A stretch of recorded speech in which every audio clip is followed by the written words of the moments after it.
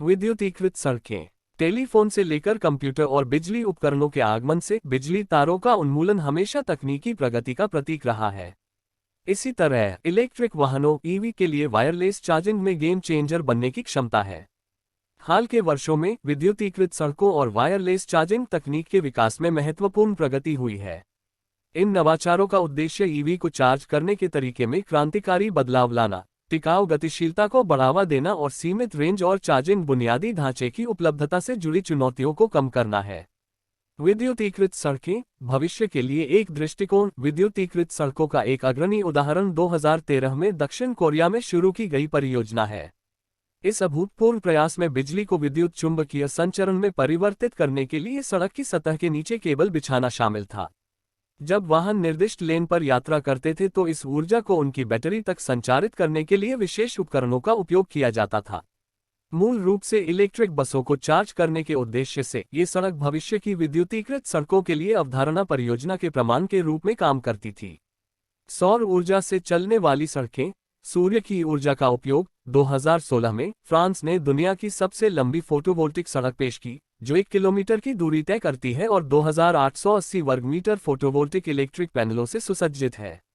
सड़क को न केवल ईवीएस को चार्ज करने के लिए पर्याप्त बिजली उत्पन्न करने के लिए डिजाइन किया गया था, बल्कि आसपास के शहरों में स्ट्रीटलाइट्स के लिए अतिरिक्त ऊर्जा भी प्रदान की गई थी।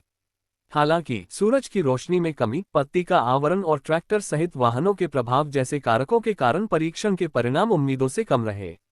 घिसाव का कारण बनता है और इस कानून ने स्वीडन को 2025 तक दुनिया की पहली स्थायी रूप से विद्युतीकृत सड़क खोलने की योजना की घोषणा करने के लिए प्रेरित किया है। इलेक्ट्रिक रोड सिस्टम ERS एक क्रांतिकारी विकास का प्रतिनिधित्व करता है जो इलेक्ट्रिक कारों और ट्रकों को ड्राइविंग करते समय रिचार्ज करने में सक्षम बनाता है, जिससे पारंपरिक चार्जिंग स्टेशनों के बीच लंबी दूरी की अनुमति मिलती है। ये दृष्टिकोण सीमा संबंधी चिंता को समाप्त करता है और स्थायी गतिशीलता को बढ़ावा देता है। वाहन सड़क सहयोग और स्वायत्त ड्राइविंग का अंतर संबंध।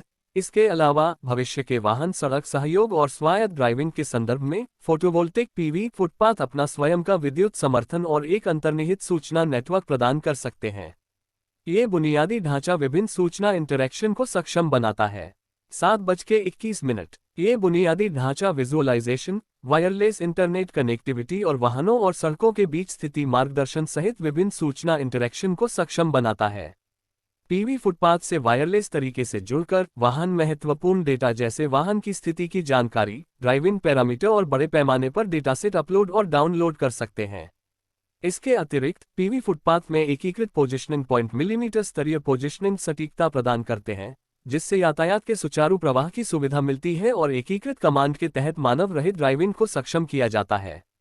इलेक्ट्रिक वाहनों की लागत कम करना। स्वीडिश ट्रांसपोर्ट एडमिनिस्ट्रेशन में रणनीतिक विकास के निदेशक जॉन पेटरसन क्षेत्र के 1/4 राजमार्गों को इलेक्ट्रिक वाहनों में बदलने के संभावित लाभों पर प्रकाश डालते हैं।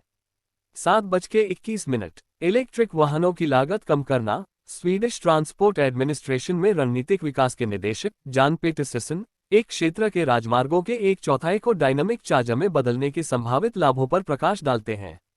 डायनामिक चार्जिंग से ईवी के लिए लंबी दूरी सिंगल चार्ज यात्राओं की आवश्यकता कम हो जाती है और बैटरी के आकार में 70% तक की उल्लेखनीय कमी आती है।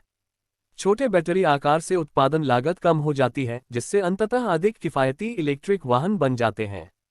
हालांकि इस तरह के गतिशील चार्जिंग बुनियादी ढांचे को लागू करने के लिए समय और निवेश की आवश्यकता होगी, क्योंकि स्वीडन में पायलट सड़कों को भी परीक्षण के लिए तैयार होने में कई साल लगेंगे। में प्रगति हो रही है। 7:21। परीक्षण। वायरलेस चार्जिंग और विद्युतीकृत सड़कों में हो रही प्रगति से इलेक्ट्रिक वाहन उद्योग में क्रांति लाने की क्षमता है। ये नवाचार सीमित सीमा और चार्जिंग बुनियादी ढांचे की उपलब्धता की चुनौतियों का समाधान करते हैं, जो टिकाऊ गतिशीलता के लिए एक आशाजनक भविष्य की पेशकश करते हैं।